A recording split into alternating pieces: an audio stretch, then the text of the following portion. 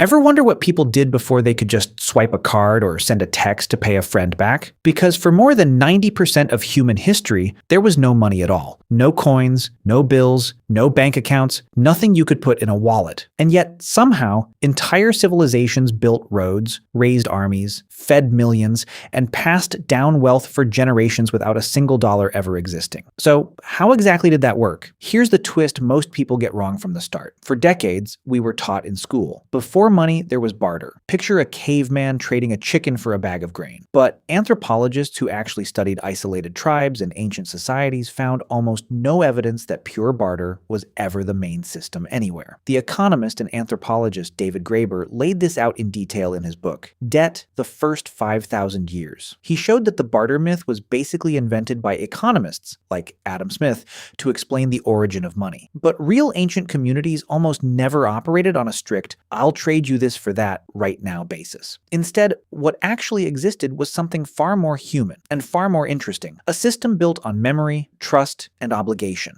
In small tribal societies, where everyone knew everyone, if you needed fish and your neighbor had extra, he'd just give it to you. No immediate exchange required, because he knew that next month when he needed help repairing his hut or needed extra meat, you'd return the favor. A gift economy. And it wasn't casual generosity, it was actually a form of social bookkeeping. Everyone in the village carried a mental ledger of who owed what to whom. Debts didn't need to be settled instantly, they could stay open for years, sometimes even passed down between generations. And this constant web of owing and being owed is actually what held early human communities together, because it forced people to stay connected, to keep cooperating, to keep trusting each other. And that's a key point people miss. The real currency was trust. Before money, the real currency of ancient life was trust itself. But as populations grew and tribes started interacting with strangers, people they didn't know well enough to trust with an open-ended favor, they needed something more concrete, something that could represent value in the moment without relying on a long-term relationship. And this is where we start seeing the earliest forms of what historians call commodity money, meaning ordinary, useful objects that everyone agreed had value.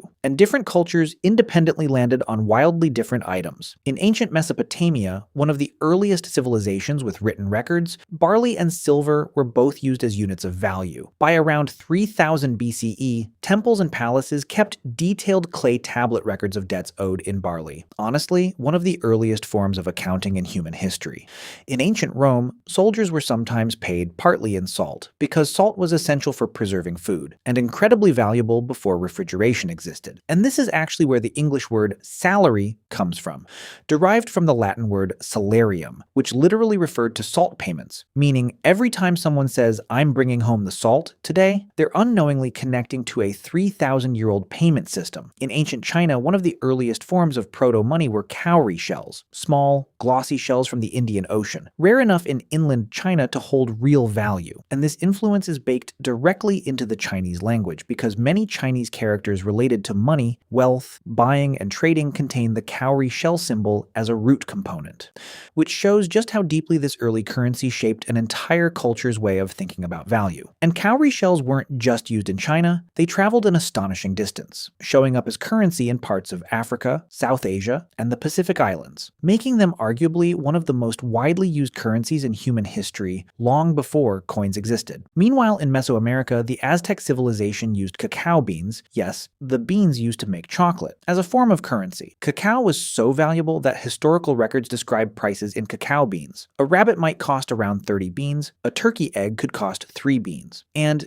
because cacao beans were also edible and used in rituals, they had this fascinating dual nature, being both a consumable good and a stable currency, which also meant that counterfeiting was a real problem, with some crafty individuals reportedly hollowing out cacao beans and refilling them with dirt to pass them off as real currency, proving that people have been trying to scam the monetary system since long before credit card fraud existed. In parts of Africa, particularly among cattle-herding societies, cattle themselves functioned as a form of wealth and payment. Cows were used to pay dowries, settle debts, and mark social status.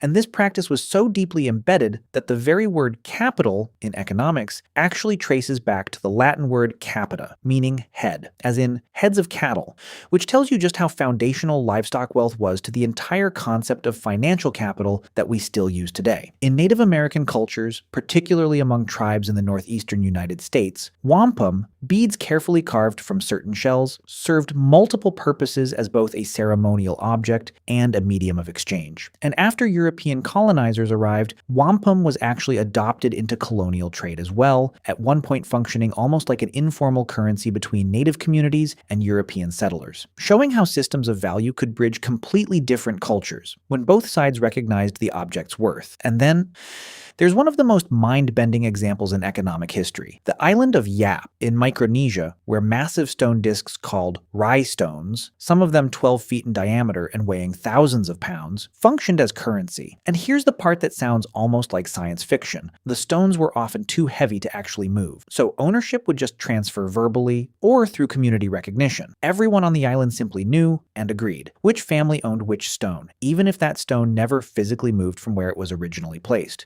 Which means the people of Yap were essentially running a decentralized ledger system, based purely on collective memory and social consensus, centuries before anyone coined the term blockchain. Blockchain before blockchain. And economists today actually study Yap stone money specifically because it illustrates a core truth about all currency, ancient or modern. Money's real power was never about the physical object itself. It's about shared belief. A rye stone, a cowrie shell, a cacao bean, none of them had value because of their material usefulness alone. They had value because an entire community collectively agreed they mattered. And that agreement is the actual engine behind every economy in human history. This is also why debt and credit systems developed so early, well before physical coin. Because if everyone in a community trusts the record-keeping system, whether that's a clay tablet, a knotted rope, or a village elder's memory, you don't actually need a physical token changing hands at all. Credit itself can function as the currency, and this connects directly to how the very first coins eventually emerged. Historians generally point to the kingdom of Lydia, located in what's now Western Turkey, around 600 BCE, as the birthplace of standardized metal coinage, using electrum, a naturally occurring mix of gold and silver. And the reason coins were such a breakthrough wasn't just convenience, it was standardization. A coin stamped with a government seal guaranteed a certain weight and purity, which meant strangers who had zero personal trust in each other could still trade confidently, because they both trusted the authority behind the coin rather than each other directly. And that single innovation, outsourcing trust to a centralized institution instead of relying on personal relationships or community memory, is essentially the foundation that every currency system since then has been built on. From Roman denarii to medieval European coins to modern paper money backed by national governments. And if you think about it, this pattern hasn't actually stopped evolving, because today we've moved into digital currencies, cryptocurrencies, and cashless payment apps, which are, in a strange, full-circle way, bringing us back closer to that original Yap Island model, where value exists as a shared digital ledger and ownership shifts without any physical object ever moving at all.